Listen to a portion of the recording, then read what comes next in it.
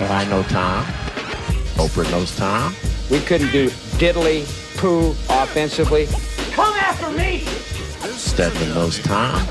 We couldn't run the ball. We didn't try to run the ball. We couldn't complete a pass. We sucked. Oprah knows my wife. I'm not a pessimist, I'm an optometrist. We're all friends. Because it's garbage. And the editor that let it come out is garbage. I'm a man. I'm 40. So why not have a dinner? 53 seconds to go.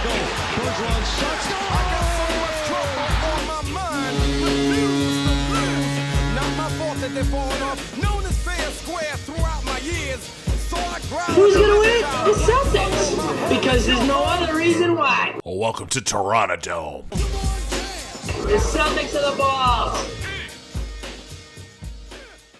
Because the whole thing about that really pisses me off. I agree with you, Joe. The Terranadome, sponsored by Late Night Taco Bell. Have you ever had Late Night Taco Bell? I bet you regretted it at 4 in the morning. Yeah, I'll be honest, I think we've all been there, right? Welcome into yet another edition of the Terranadome. My name is Scott. This is such a lovely day to be here. And you know what I was thinking, guys? Since the Celtics decided not to bother when they went to play a basketball game last Friday night, I think I'm just going to mail it in for this whole show. What do you think? At least you won't have to hear me drone on for a half hour, right? Well, I can't quite completely mail it in. I got to give you something, guys. But what I want to kind of focus on later on, and then I'll probably forget to do it because that's how my mind works. But I kind of wanted to focus more on the fact that, well, it's one game, and they're going to take this thing down, and I think they're going to do it tonight. Now, I know I said that on Friday afternoon when I put out the old episode there. It was a day late last week. Had some bad news at the old work front. Kind of devastated. Took an extra day to get you an episode there, but anyway, not a lot to really talk about if you want to try and analyze Game 4. I think Game 4 can be summed up pretty simply. But we're going to give it the old college try today here on the show. So, in Game 4 on Friday night in Dallas with the Celtics up 3-0 in the NBA Finals, they get killed. They got embarrassed. They got smoked. Frankly, I don't think they were trying at all. Game 4, 122-84, Dallas. It's the third largest deficit for a team to lose in the NBA Finals in the history of the NBA Finals. It was an embarrassing loss. Unless the Celtics never actually quite showed up, because that's how it feels to me. Doesn't feel like the Celtics showed up. You watched the same game I did, most likely. I mean, it's not that they quit, it's that they never even bothered. So either they forgot how to do everything, or they just packed it in and said, we'll kick your ass at home on Monday night. We want to do it in front of our fans. Now, I'm not sure if that's a real mentality because I haven't been an athlete since, we'll call it, high school. So, yeah. I laugh because, you know, if you know me, you know why I'm laughing at that. But anyway, you kind of knew it right away on Friday night, right? First quarter of the game, the Celtics come out and shoot 8 out of 21 from the field. Meanwhile, for the Mavericks, Kyrie Irving and Luka Doncic shoot 9 out of 15, and they score 22 by themselves. Dallas shot 14 of 24 in the first quarter. It's a 34-21 lead after one. And unlike Game 3, where Dallas got out to a 13-point lead and the Celtics cut it back to 1 by the end of the first quarter, the Celtics were not showing any signs of life. It did not get better in the second quarter.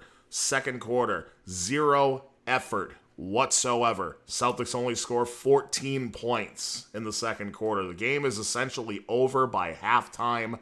They are trailing 61-35. This is as horrific as that sounds. It gets worse. The Celtics shot just 11 out of 37 from the field. Translate that into they only made 3 baskets in the entire second quarter. That's bad. Very bad. Joe Mazzulla, I think, sensed it right from the beginning. In the second half, Jason Tatum only played the first 4.5 minutes of the third quarter, and he was pulled, and the rest of the starters were all pulled with 3:28 left to go in the third quarter. The Celtics starting five did not see the floor in the fourth quarter of this game because it was over. I'm not sure if it was Mazzulla sending a message to his team by waving the white flag or just simply getting them off their feet, knowing that they'd have another battle on Monday. But either way, Joe Mazzulla pulled the plug towards the end of the third quarter, and a lot of people, I guess, have been questioning that over the weekend because, let's face it, when you're on sports radio as opposed to a twice weekly podcast, well, you have to kind of grasp for content sometimes. And that's what happened. People want to get on Mazzulla for pulling these guys. I don't agree with that whatsoever. Send him the message. I know that you're not good enough to dig out of it tonight. We need to be better than this. We're going to be better than this. I think it was the right call by Joe Mazzulla, and I don't see it happening again, obviously. On the Dallas side of things, everything pretty much went right for them, right? Luka Doncic, he was all smiles after he was crying and whining while he fouled out in Game 3, but in Game 4, he was happy Luka. Happy. 29 points for Luka Doncic, 12 out of 26 from the field, 5 rebounds, 5 assists, 3 steals, just 1 turnover. And he was plus 30. But that's pretty easy to do when the other team doesn't show up and they're playing their backups for most of the second half. But anyway, we move on. Kyrie Irving, 21 points, 10 out of 18 shooting, 4 rebounds, 6 assists. He was a plus 29. Not too many other things really stand out from the box score for the Mavericks. Derek Lively had another big game, 11 points and 12 rebounds. 12 rebounds. And Tim Hardaway Jr., only really the second time he's gotten minutes in this series so far, but he went 5 of 7 from the three-point line and finished with 15 points. But what bothered me, or it didn't bother me, but it kind of made me laugh. I wouldn't say it bothered me. I thought it was funny how intensely happy the Mavericks were and their fans and their coaching staff and Dirk Nowitzki when he got interviewed on TV in the third quarter or the fourth quarter and everything else. We are so happy. The fans and players and arena staff, they acted like they won the damn championship on Friday night, folks. Did you notice that? Was anyone paying attention to that? Because I certainly noticed it. Everybody happy. Yay, woo, wee, oh my God, we won 1 game in a best out of 7, yay! And they were so happy that they actually dropped party streamers from the ceiling of the arena at the end of the game. Is that like getting, is that like when you get a participation trophy in Little League? Is that what happens? Oh, you did a great job showing up and playing in the tournament that you finished 6th out of 6th in. Here's a medal. Like, is that what they were doing? Like, do you not realize, did you forget that that you were down 3 games to nothing coming into this game? What are you celebrating? That's a joke. And I'll be honest with you, if I'm the Celtics, not like I needed it, but thank you, American Airlines Center staff, for the extra bulletin board material, because that was pretty foolish as far as I'm concerned. Now, one thing I will mention, Kristaps Porzingis did not play in this game, but supposedly he was available. Obviously, there was never a situation where they needed him. I know he was ruled out, but supposedly he would have been available.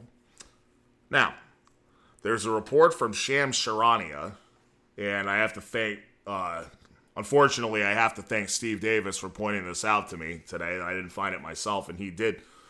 But supposedly, the report is that Porzingis will play a similar role tonight in Game 5. So what does that mean?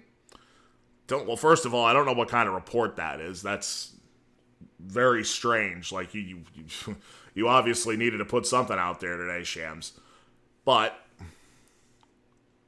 I expect Porzingis will probably be there in reserve in the first half. I think he's going to suit up and potentially play. I expect him to be there in reserve in the first half. And if it's close, halfway through the third, one way or the other, I think you might see Kristaps Porzingis return to action. I wouldn't think he'd play more than, let's say, 12 to 14 minutes, if at all. But I think he's back tonight. I do. So, we'll see. I also thought the Celtics were going to win last Friday night, after I thought they were going to drop Game 3. So all of a sudden, I'm kind of on a cold streak with the predictions here. So let me follow that up by saying this. It's 617 day, guys. Did you know that? Did you know today is June 17th? It's 617 day. That's the Boston area code. And of course, 16 years ago today, the Celtics won their 17th championship. It's been a long time coming.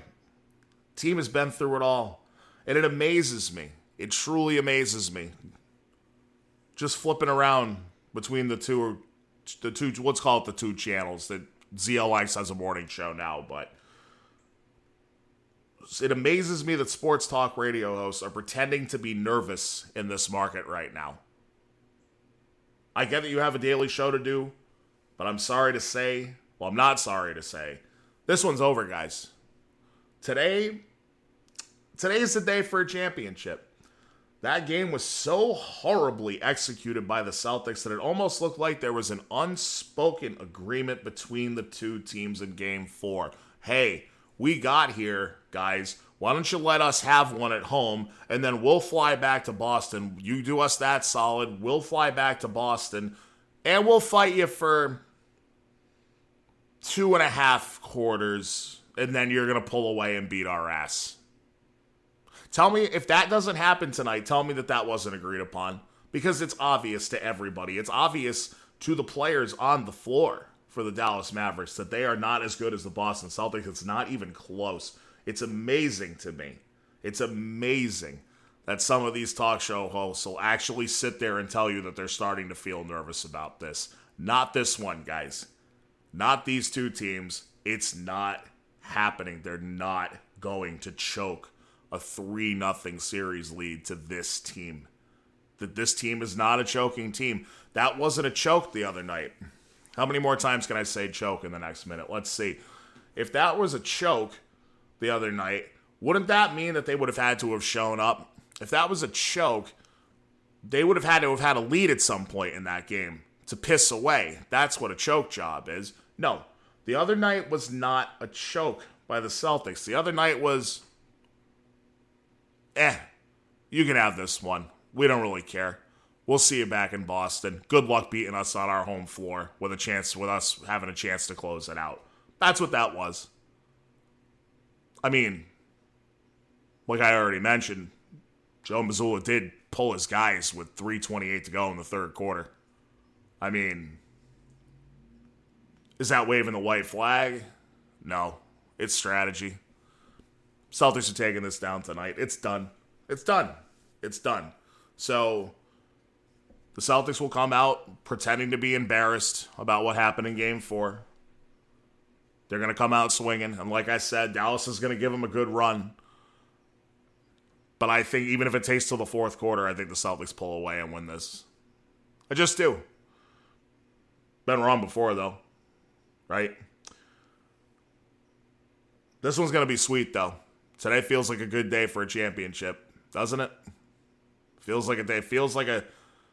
I've been very, very fortunate to have experienced many of these days in my relatively short time on Earth.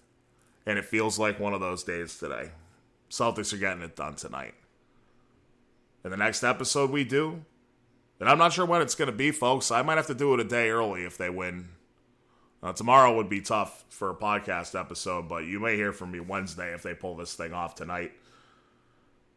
But I'm pretty sure the next episode we're going to be talking about what it'll take for the Celtics to become a dynasty. How can they win a second and third championship in the next 4 or 5 years? Because I think this team's got staying power. Other than Drew Holiday and Al Horford, they're all young.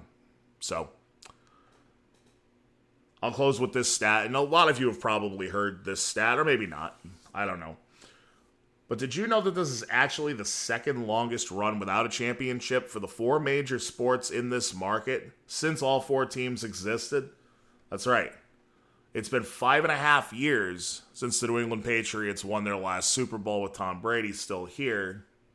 It has been 5.5 years on the calendar.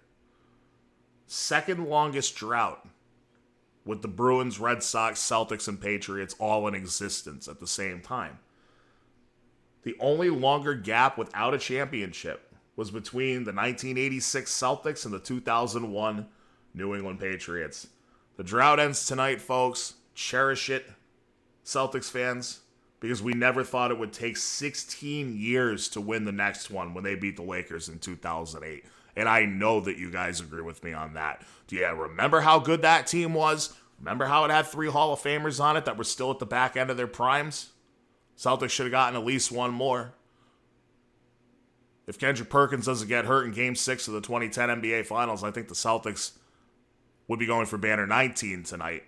But alas, Banner 18 tonight, TD Garden. Game tips off at 8:30. Make sure you got someone to watch it with. Make sure you're in a good spot to watch it. And hopefully you don't wake the neighbor's kids up when you start screaming. Banner 18 comes home tonight. Well, when they do pull it off, we will have to take, obviously, a full show to dedicate it to their season.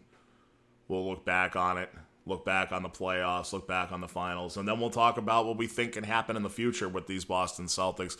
The future certainly looks bright, and it'll look even brighter coming off a fresh, new championship.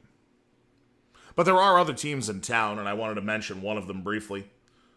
And it's, my favorite team to talk about, but I'll spare you most of the John Henry hate for today. The Red Sox actually did some positive things this week, ladies and gentlemen. For the first time since I can remember, probably early April, they're actually 2 games above 500 after taking 2 out of 3 from the Yankees over the weekend and 2 out of 3 from the Phillies the series before that, all of them at home.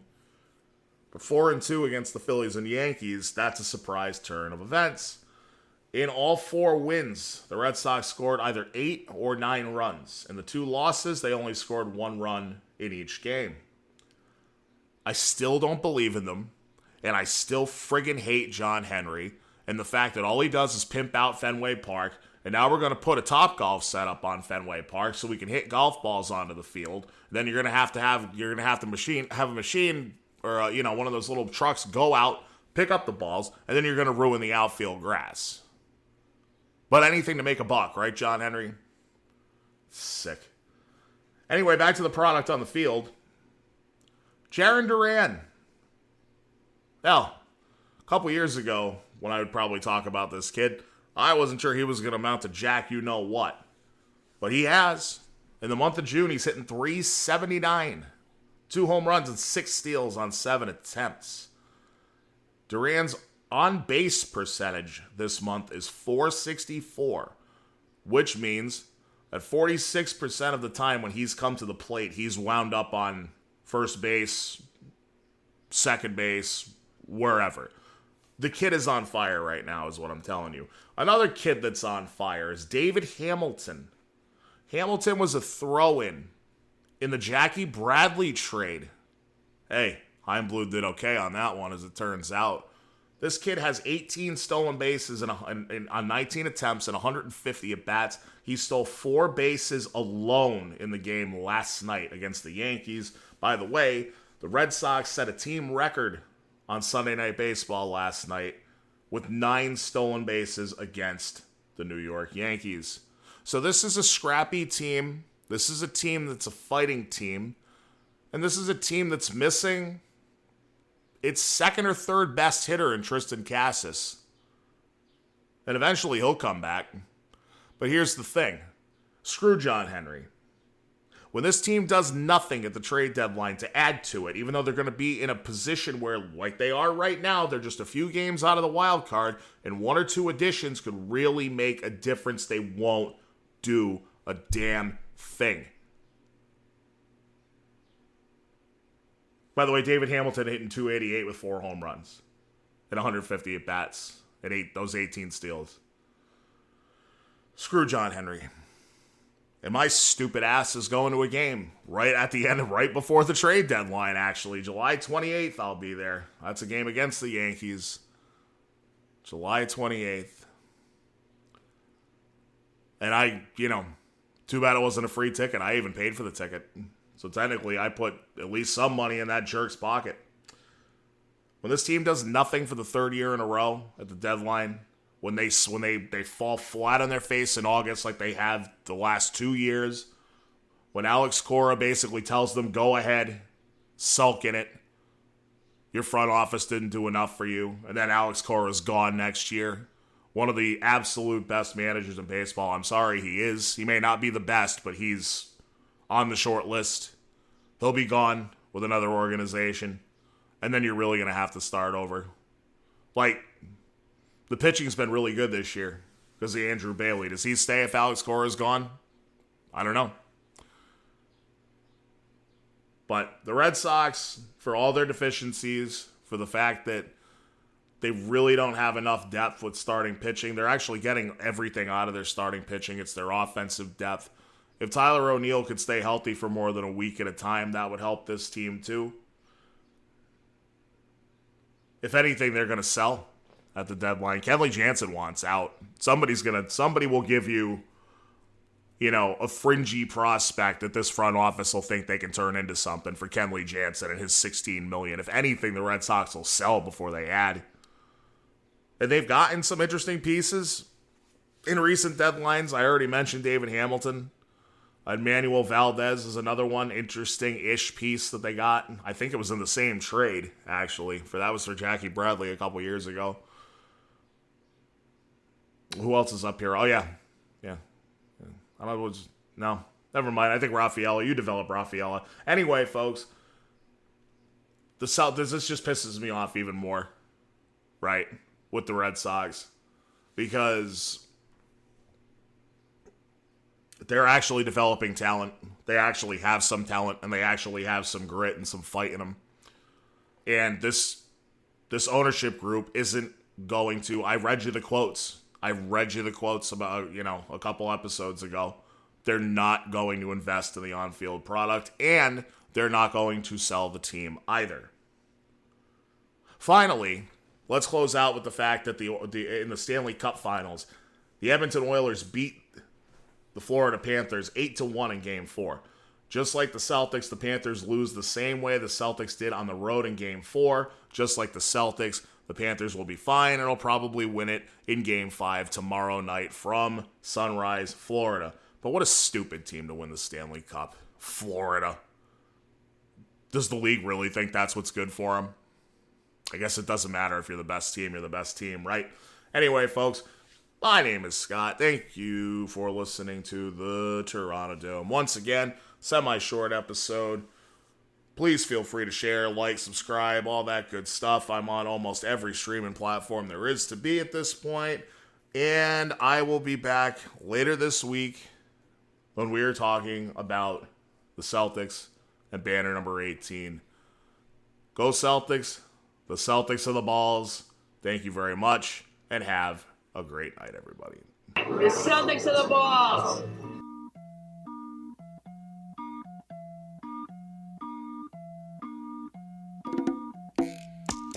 The Celtics are the balls.